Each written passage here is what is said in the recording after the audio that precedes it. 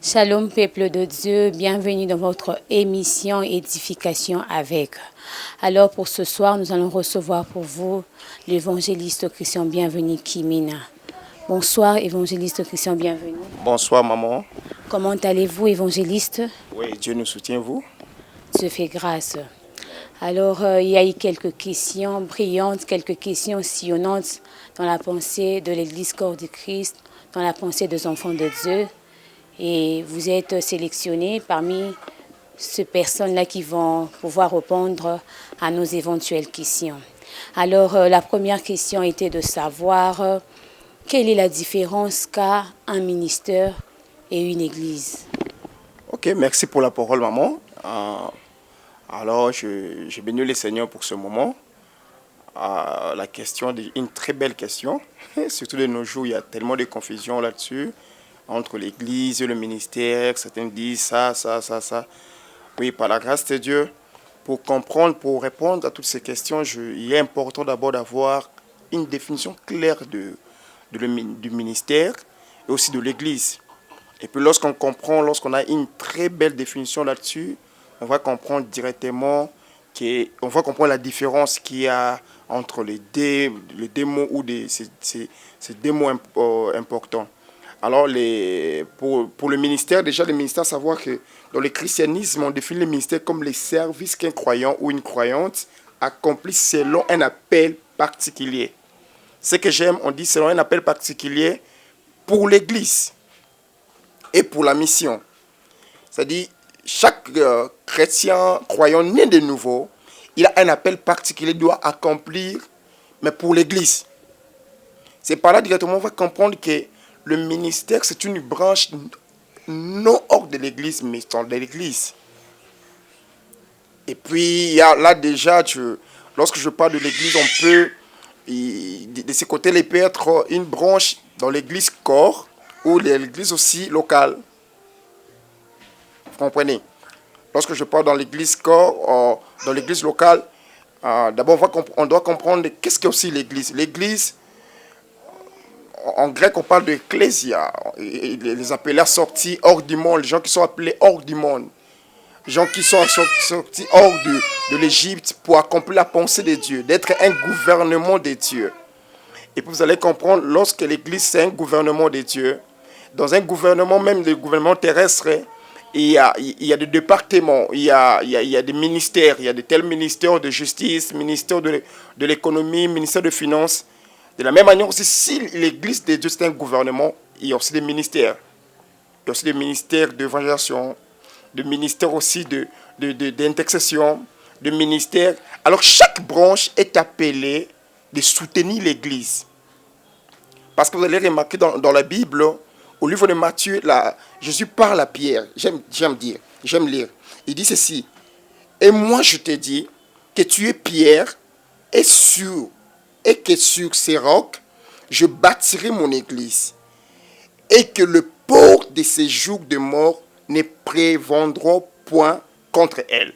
Ce que j'aime, avant que Jésus parle à Pierre ainsi, parce que dans le Nouveau Testament, c'est le premier mot cité, c'est par cette réponse de Jésus chez Pierre. Vous allez remarquer une chose que la réponse de Pierre était liée à une révélation particulière que Pierre avait sur Jésus. Pour nous dire quoi? L'Église est la mentalité de Dieu, la pensée de Dieu. Et la révélation vraiment véritable de Dieu. Et puis Jésus lui-même, il est la tête et nous sommes le corps. Et dans ce corps, il y a plusieurs membres. Il y a le bras, il y a le pied. Et puis tous ces pieds-là, ce sont des ministères. Mais tout ce ministère ne marche pas selon leurs sentiments, selon leur stratégie, mais marche selon la tête qui est Jésus. Mais tout cela compose, tous ces corps-là composent, ou la tête du pied compose l'Église. Amen. Jésus-Christ est la tête de l'Église. Pasteur, pourquoi la naissance remarquable des églises ou de ministères? Actuellement, nous voyons des églises naître ça et là. Quelle est la cause? Waouh. Les églises naissent ça et là. Ah, je pensais que tu allais dire le ministère. Ok. Ah ouais, l'église naissent ça et là. Quelle est la cause? Pour moi, j'aime dire que la Bible dit qu'aller partout dans le monde, faites-le mes disciples. Ce qui est important, on reconnaît la qualité ou la vraie église lorsque l'église accomplit sa mission. La mission est d'aller faire des disciples. Si déjà une église fait des disciples de Jésus-Christ, pas leurs disciples, mais les disciples de Jésus. Parce qu'il a dit à Pierre, sur toi je bâtirai mon église. Je ne bâtirai pas ton église, mon église. Or, dans l'église de Dieu, il y a le système de Dieu. Alors, s'il y a plusieurs églises, mais leur mission est de dépeupler le royaume du diable pour peupler le royaume de Dieu, c'est déjà quelque chose de bon. C'est un peu ça. La véritable mission est celle de dépeupler le royaume de ténèbres, enfin de peupler le royaume de Dieu, a déclaré le révérend évangéliste Christian Bienvenu. Revenons par rapport au ministère. Évangéliste, pensez-vous pas que de surcharger le peuple de Dieu, une personne qui était déjà le matin dans une église quelconque, dans son église, et le soir vous verrez cette même personne revenir encore dans un ministère quelconque en train de prier encore. Pensez-vous pas que c'est de trop en tant que serviteur de Dieu et en tant que citoyen? On n'a pas que l'église. À part l'église, on a de choses à faire. Du reste, lui-même, le Seigneur, il nous recommande de travailler et de prier. Ok. Merci beaucoup, maman. Maman, à savoir, il y a une chose importante. Notre vie sur cette terre, tout notre parcours sur la terre, c'est le service. Nous rendons à Dieu le ministère partout. Et puis vous allez, pour moi, c'est de dire que de charger les gens. Non, ce n'est pas ça. Parce que d'abord, les ministères, chaque ministère est appelé d'accomplir une pensée de Dieu correctement. Parce que la mission des ministères, c'est de soutenir l'église locale, non de tuer l'église locale. Chaque ministère, on reconnaît la beauté d'un ministère par le message que le ministère a reçu. Il y a des choses que chaque ministère, lorsque vous recevez un message de Dieu, il y a toute une provision de Dieu. Alors, des fois dans le ministère, on exploite beaucoup de messages. Si le message, Dieu avait donné un tel ministère d'intercession, il va équiper ce ministère. La mission de Dieu, c'est quoi? De soutenir l'église locale, de soutenir l'église corps de Christ, non de tuer l'église locale. Alors pour moi, de dire, charger les gens, non, je ne pense pas. Mais plutôt, de faire que les chrétiens soient forts, les chrétiens soient bien équipés pour être enlevés. Parce que chaque ministère a une mission bien précise de former des disciples qui vont plaire à Dieu. Yes. En fait, évangéliste, il y a une chose que je n'ai pas toujours compris. Par la grâce de Dieu, j'ai été aussi dans une église et aussi dans un ministère. En fait, il y a une chose qui se passe. Ce sont les mêmes choses qui se passent dans des églises. Nous retrouvons aussi ces mêmes choses dans des ministères. Nous aimerions savoir. Il n'y a pas vraiment une chose, il n'y a pas de démarcation réelle entre le ministère et l'église. Parce que le matin, nous voyons des gens venir à l'église, chanter, louer le Seigneur, offrir à Dieu et tout et tout. Et ce sont de mêmes choses qui se font peut-être le soir dans deux ministères. Pourquoi cette répétition? Merci, gloire à Dieu. J'aime éclaircir quelque chose d'important à savoir. J'aime dire que la parole de Dieu est toujours générale, mais la voix de Dieu est individuelle. Et puis même dans une église locale, lorsque Dieu libère sa parole dans une église locale, c'est vraiment général. Mais chaque ministère est appelé de localiser la voix de Dieu qui est liée par rapport à leur ministère. Vous voyez? Alors c'est très important. Ce qui est important de comprendre la voix de Dieu qui est liée dans votre ministère. Dans le ministère que tu as, quelle est la voix de Dieu qui est liée à ça? C'est par rapport à ça, les hommes vont travailler, non, tu vas plutôt envier le ministère de l'autre, ou bien d'envier, non, là-bas c'est le ministère d'adoration, nous aussi, non, non, non. Vous allez travailler par rapport à de quoi vous êtes appelé. Parce que lorsque on a la vision, on travaille par rapport à la vision. Parce que la vision, ce n'est pas seulement important d'avoir une vision, mais de développer cette vision. Et puis, plus on développe cette vision, plus on va accomplir la pensée de Dieu. Mais lorsqu'on ne développe pas la vision, on ne doit pas accomplir la pensée de Dieu. Lorsqu'on va commencer à faire des choses comme tout homme, on va commencer à faire des choses comme les autres font ça aussi, là, on va rater le Seigneur. Mais lorsqu'on fait des choses à la manière de Dieu, à la manière de Dieu, que tu es appelé au ministère, dans tel ministère, c'est un ministère, ministère d'intercession, bien ministère d'adoration, vous travaillez par rapport à ça.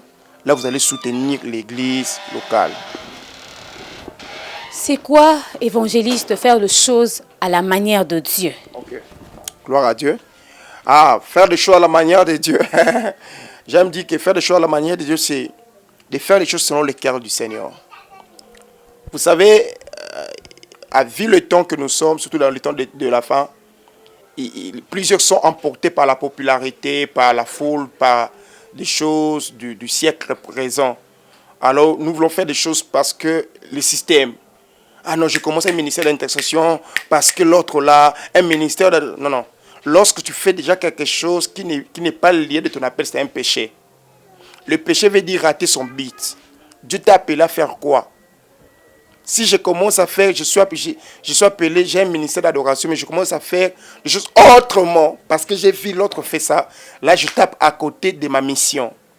Alors fais des choses selon la manière de Dieu, selon le programme de Dieu, parce que chaque ministère a un programme, a un calendrier de Dieu. Et puis le calendrier de Dieu, ce n'est pas le calendrier de ton voisin. Le calendrier qui est lié de ton ministère, ce n'est pas le calendrier qui est lié de l'autre ministère. Maintenant, tu dois localiser, tu dois comprendre le calendrier qui est lié de ton ministère et de travailler par rapport à ça. Faire quelque chose à la manière de Dieu, c'est de faire selon la volonté de Dieu et selon le cœur du Seigneur. Apprenons à faire les choses à la manière de Dieu. Évangéliste, nous aimerions que vous puissiez expliciter par rapport à cet vent qui est en train de souffler actuellement. On entend le jeune, presque, c'est vraiment fréquent. Bor nanga, kop nanga. Est-ce que bor eza ya nzambe, kop eza ya nzambe, to eza ya mutu? Ok, gloire au Seigneur. D'abord, je m'irai un peu pour qu'il n'y ait pas de tâtonnement au milieu des enfants de Dieu. Ici, lorsqu'on parle de ministère, on parle de ministère comme des structures. On parle de l'église, on parle de l'église vraiment comme de l'église locale. Parce que moi, j'aime parler de l'église. L'église en minuscule, c'est comme un bâtiment local. Mais l'église en majuscule, c'est comme un groupe des enfants, de croyants, des gens que Dieu a sauvés lui-même. Alors, lorsque quelqu'un dit déjà c'est Bor Nangas, là, il n'y a pas Dieu. Parce que le Bor, ce n'est pas à nous, c'est à Dieu. La Bible dit ici, lorsque Jésus dit à Pierre, je bâtirai mon église, il ne parle pas de l'église locale. Dieu parle de l'église corps, il parle de l'église qui est aux yeux humains, une église invisible, mais puissante. Parce que la beauté d'une église, ce n'est pas les immeubles. La beauté d'une église, c'est une personne. Alors lorsque quelqu'un tape la poitrine, Bornanga, là il tape à côté. Parce que l'église a un seul leader, c'est Jésus-Christ. L'église a une seule personne qui a sauvé l'église, c'est Jésus-Christ. Et puis entre les ministères et l'église, il n'y a pas de différence parce que le ministère c'est une branche de l'église. Mais a une mission bien précise. J'aime dire que l'église c'est une armée du Seigneur. Étant une armée, dans une armée il y a plusieurs départements. Et dans une armée nous avons, comme chez moi dans mon pays, le Congo, en RDC, si notre phare RDC, nous avons des gardes républicains, nous avons des commandos, nous avons de la police. Tout ça compose une armée.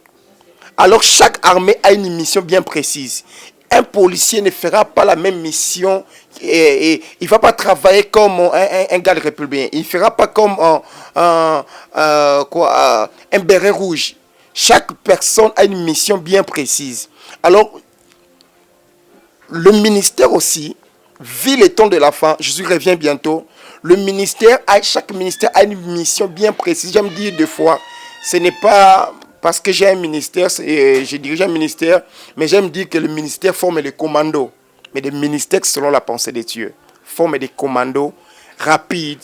Des ministères, c'est comme si ce sont un recrutement rapide.